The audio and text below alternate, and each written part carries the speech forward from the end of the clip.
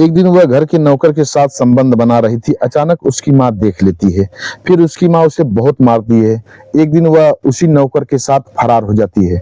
फिर जो हुआ आगे आप लोगों को विस्तार से बताएंगे। नमस्कार, हम अजीत यादव और शेरा भाई, हमारे इस चैनल में आप सबका बहुत बहुत स्वागत है।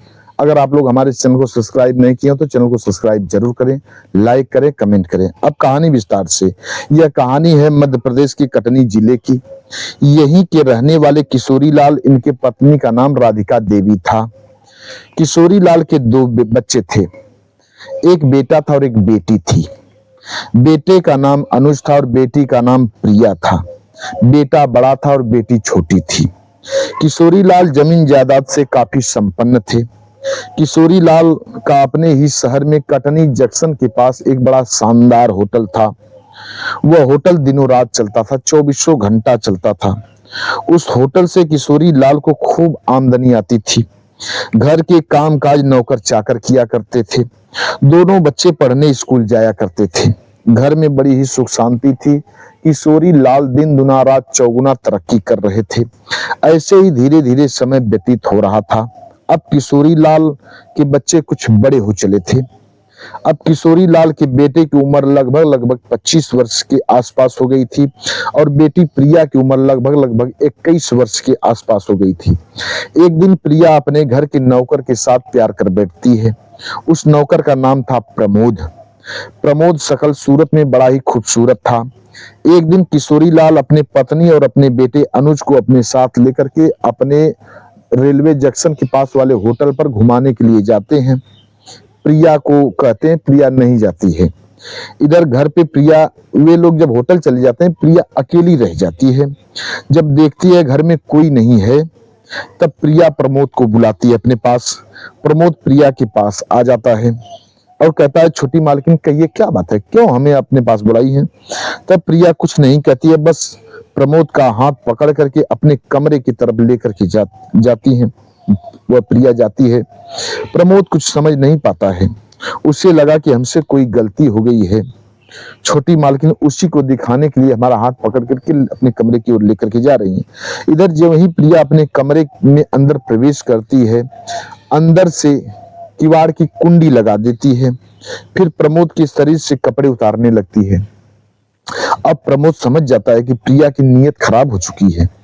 अब प्रमोद वहां से भागना चाहता है, लेकिन प्रिया उसे अखबार में दबोच लेती है और अपने बेड पर सुला देती है और कहती है, आज तुम्हें हमारी हवस की आग को ठंडी करनी होगी, शांत करना होगा, नहीं तो मैं तुम्हें छेड़खानी की जुर्म में अपने घर और परिवार से लोगों से पिटवाऊंगी और तुम्हें छेड़खानी के जुर्म में जेल के अंदर भी करवा सकती हूँ। अब बेचारा प्रमोद डर जाता है।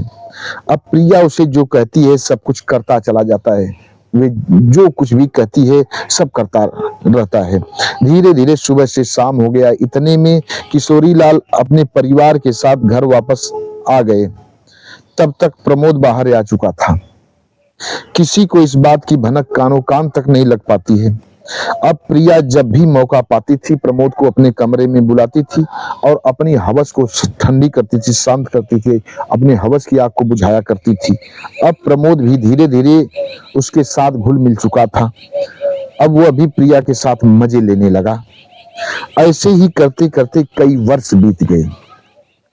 एक दिन प्रिया प्रमोद के साथ संबंध बना रही थी। वह घर के अंदर से किवाड़ की कुंडी लगाना भूल जाती है। अक्सर लोग जोश में होश को खो बैठते हैं। वही प्रिया के साथ भी हुआ। दोनों उस कमरे में नंग धड़ंग मजे ले रहे थे। तभी अचानक उस कमरे में प्रिया की मां राधिका देवी प्रवेश करती हैं। किसी काम के सिलसिले में उस कमरे में जाती हैं प्रिया को बुलाने के लिए।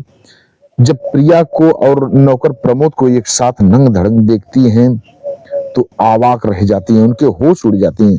अब प्रमोद कुमार फटाफट अपने कपड़े पहन करके बाहर आ जाता है। इधर राधिका देवी आग बबूला हो जाती हैं। राधिका देवी प्रिया को खूब मारती हैं, बड़ी मार मारती हैं। इधर शोरगुल सुनकर किशोरी लाल वहां आ जाते हैं, प्रिया के पिता। तब राधिका देवी उन लोगों की सारी करतूत को किशोरी लाल से बताती हैं। किशोरी लाल भी आग बबूला हो उठते हैं। किशोरी लाल प्रमोद कुमार को पकड़ करके बड़ी मार मारते हैं और उसे अपने घर से भगा देते हैं। इधर धीरे धीरे 2 दिन बीत गया। तीसरे दिन सुबह प्रिया प्रमोद के मोबाइल पर फोन करती है और रो करके कहती है, प्रमोद कुमार, मैं तुम्हारे बिना जी नहीं पाऊंगी, मुझे अपने साथ कहीं ले चलो, नहीं तो मैं आत्महत्या करके मर जाऊंगी। इधर प्रमोद कुमार को भी प्रिया की लत लग गई थी। प्रमोद कुमार भी कहता है, मैं भी तुम्हारे बिना नहीं जी पाऊंगा, तुम कल भोरे भोरे भोरे अपने घर के बाहर मिलना, हम दोनों बॉम्बे भाग चलते हैं, वहीं शादी करके सेटल हो जाएंगे। जब इतनी बात प्रिया सुनती है, कहती है, ठीक है, मैं बिल्कुल भोरे भोरे अपने घर से बाहर आपसे मिलूंगी। इधर जब सवेरा हुआ, प्रमोद कुमार प्रिया के घर के बाहर इंतजार ही कर रहा था। इतने में प्रिया वहां आ जाती है। अब प्रमोद कुमार का एक दोस्त अपनी बाइक पर बैठा करके इन दोनों को कटनी रेलवे स्टेशन पर लेकर के जाता है और वहीं से एक ट्रेन में बैठा देता है। दोनों बॉम्बे के लिए रवाना हो जाते हैं। इधर जब घर के लोगों को पता चलता है कि प्रिया अपने कमरे में नहीं है, तब घर के लोगों को समझ में आ जाता है कि वह प्रमोद के साथ कहीं भाग गई है। अब घर के लोग उसे खोजने का प्रयत्न जरा से भी नहीं करते हैं। इधर प्रमोद और प्रिया मुंबई में एक भाड़े का रूम लेते हैं, फिर एक मंदिर में जाकर के शादी करते हैं। शादी करने के बाद दोनों ऐशो आराम से जिंदगी व्यतीत कर रहे होते हैं। धीरे धीरे 2 साल का समय बीत जाता है और कुछ पता भी नहीं चल पाया कि 2 साल बीत कब गया।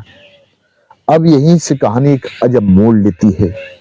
हुआ यह कि प्रमोद कुमार को अब प्रिया में इंटरेस्ट नहीं रहा। अब वह धीरे धीरे प्रिया से दूरियां बनाने लगा। अब प्रमोद कुमार वहीं की एक मराठी लड़की से मोहब्बत कर बैठता है। उसे एक मराठी लड़की से प्यार हो जाता है। एक दिन वह उस लड़की के साथ एक गार्डन में घूम रहा था, तभी प्रिया उन दोनों को घूमते हुए देख लेती है। अब दोनों में खूब लड़ाई झगड़े होने लगते हैं, प्रिया में और प्रमोद में। एक दिन प्रमोद कुमार उस मराठी लड़की को अपने साथ लेकर के कहीं फरार हो जाता है।